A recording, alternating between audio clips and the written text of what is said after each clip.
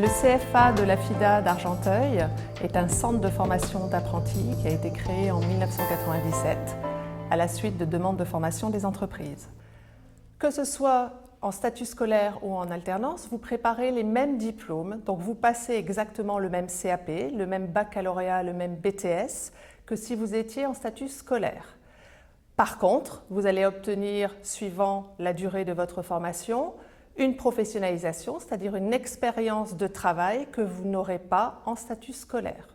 Donc 2 ans pour un CAP, 3 ans pour un baccalauréat professionnel, 2 ans pour un BTS, 1 an pour une licence. Qu'est-ce que le contrat d'apprentissage? C'est un contrat de travail, c'est un CDD, de par la législation. Vous avez une date de début, une date de fin. Le statut de l'élève ou de l'apprenti qui signe ce contrat devient un statut de salarié.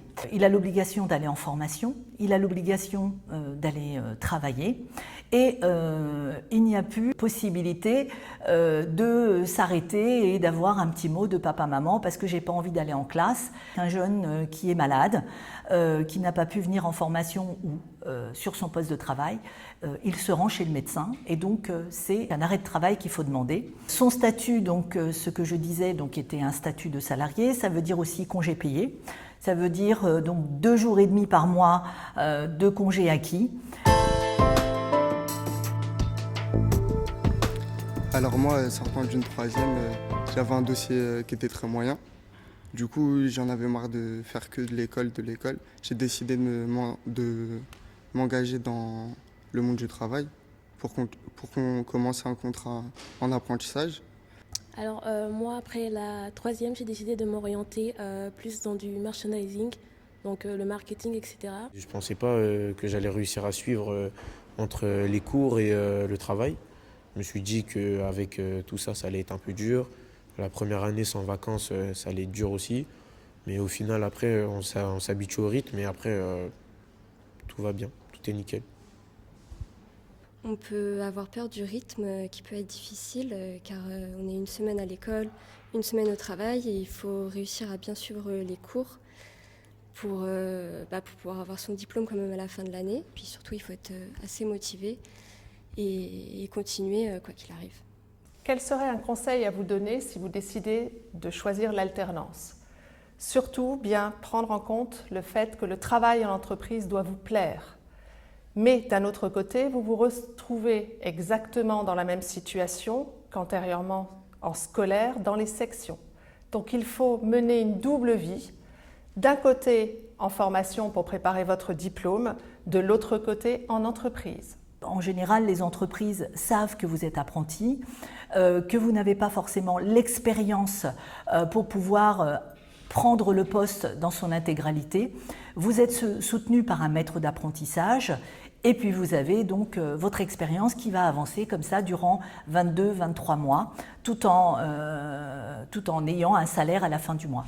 Donc, aucune inquiétude, les choses se font tout doucement, autant au CFA que dans une entreprise.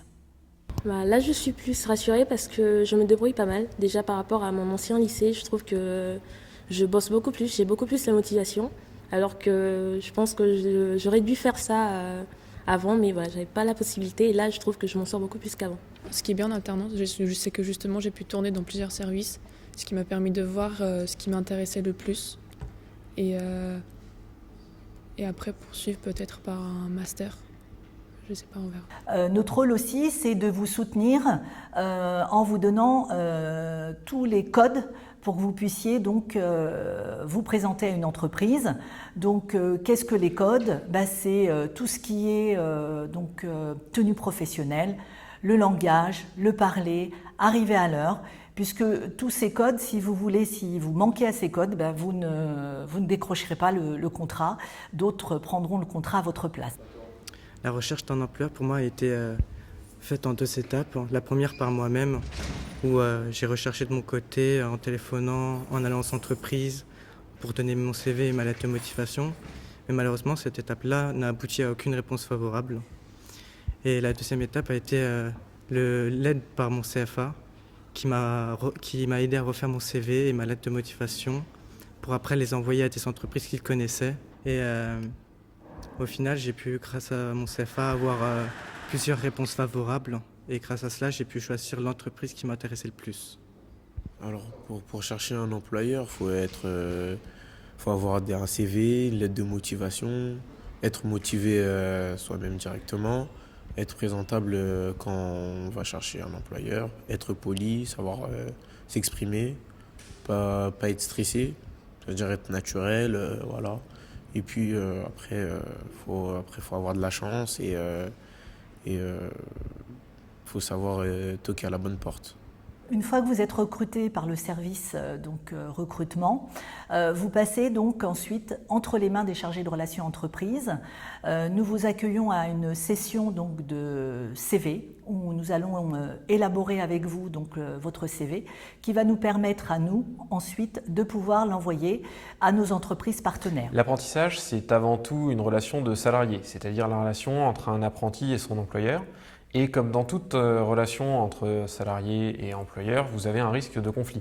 C'est pour cela que la région a créé des postes de médiateurs de l'apprentissage dont le but est d'éviter principalement les ruptures de contrat et de faire en sorte que tout se passe au mieux durant toute l'exécution du contrat.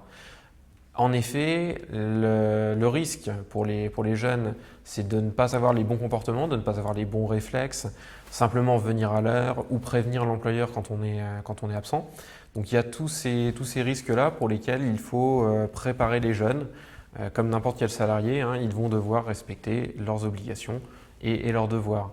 Du côté des employeurs, il faut aussi les prévenir que les jeunes apprentis sont jeunes, qu'ils ne vont pas se comporter parfaitement dès le début et il va falloir une certaine période d'adaptation. Ça m'a vraiment redonné confiance en moi et je pense que même si vous êtes dans un cas compliqué, ça a été mon cas. J'étais vraiment, quand je suis arrivée ici, je n'étais pas dans un bon état, on va dire, mais voilà, j'ai repris confiance en moi. Et je pense que même les élèves qui ont des difficultés, ils peuvent y arriver. Parce que voilà, la preuve aujourd'hui, je me débrouille pas mal, que ce soit au niveau des notes ou au niveau ou mentalement plutôt. Et voilà. Et je pense que l'alternance, ça m'a vraiment aidé à reprendre confiance en moi et à me dire que voilà, j'ai peut-être dérapé, mais peut-être qu'un jour, je réaliserai mon rêve. Voilà.